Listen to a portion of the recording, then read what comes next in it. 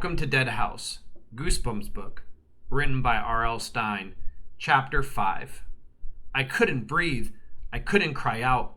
My heart seemed to stop. My chest felt as if it were about to explode. With a desperate, terrified effort, I spun around. "Josh!" I shrieked. "You scared me to death. I thought..." He let go of me and took a step back. "Gotcha," he declared, then started to laugh. A high-pitched laugh that echoed down the long, bare hallway. My heart was pounding hard now. My forehead throbbed. "You're not funny," I said angrily. I shoved him against the wall. "You really scared me." He laughed and rolled around on the floor. "He's really a sicko." I tried to shove him again but missed. Angrily, I turned away from him, just in time to see my bedroom door slowly swinging open. I gasped in disbelief and froze, gaping at the moving door.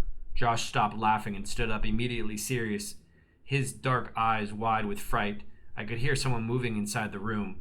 I could hear whispering, excited giggles. Who's there?" I managed to stammer in a high little voice I didn't recognize. The door, creaking loudly, opened a bit more, then started to close. "Who's there?" I demanded, a bit more forcefully. Again, I could hear whispering, someone moving about.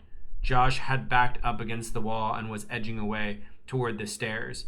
He had an expression on his face I'd never seen before, sheer terror. The door, creaking like a door in a movie-haunted house, closed a little more. Josh was nearly to the stairway. He was staring at me, violently motioning with his hand for me to follow, but instead, I stepped forward, grabbed the doorknob, and pushed the door open hard. It didn't resist.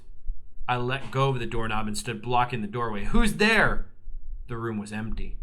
Thunder crashed. It took me a few seconds to realize what was making the door move. The window on the opposite wall had been left open several inches. The gusting wind through the open window must have been opening and closing the door.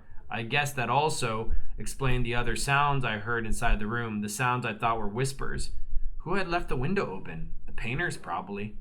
I took a deep breath and let it out slowly, waiting for my pounding heart to settle down to normal. Feeling a little foolish, I walked quickly to the window and pushed it shut. "Amanda, are you all right?" Josh whispered from the hallway. I started to answer him, but then I had a better idea. He had practically scared me to death a few minutes before. Why not give him a little scare? He deserved it. So I didn't answer him. I could hear him take a few timid steps closer to my room. "Amanda? Amanda? You okay?" I tiptoed over to my closet, pulled the door open a third of the way. Then I lay down flat on the floor, on my back, with my head and shoulders hidden inside the closet and the rest of me out in the room. "Amanda?" Josh sounded very scared.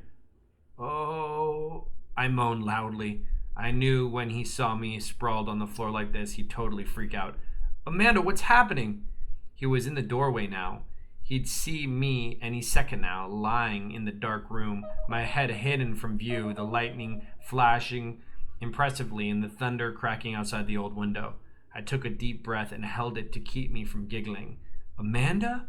he whispered, and then he must have seen me because he uttered a loud, "Huh?" I heard him gasp, and then he screamed at the top of his lungs. I heard him running down the hall to the stairway, shrieking, "Mom! Dad!" And I heard his sneakers thudding down the wooden stairs, with him screaming and calling all the way down.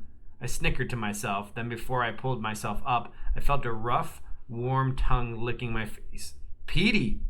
He was licking my cheeks, licking my eyelids, licking me frantically, as if we were trying to revive me, or as if to let me know that everything was okay. "Oh, Petey, Petey," I cried, laughing and throwing my arms around the sweet dog. "Stop! You're getting me all sticky." But he wouldn't stop. He kept on licking me fiercely. The poor dog is nervous too, I thought. "Come on, Petey, shape up," I told him, holding his panting face away with both my hands. "There's nothing to be nervous about. This new place is going to be fun. You'll see." End of Chapter 5.